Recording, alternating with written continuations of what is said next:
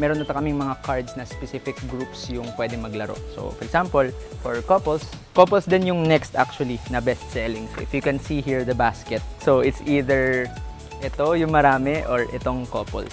So, itong dalawa talaga yung pinakamaraming orders usually ngayon. Itong system namin ngayon, very efficient na, pero syempre nagdaan din kami sa manual processing. So, nasa loob lang ng bahay or apartment.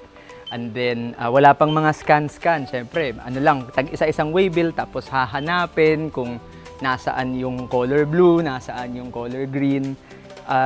Natatandaan ko pa, yung prosesong yun, more likely to get errors.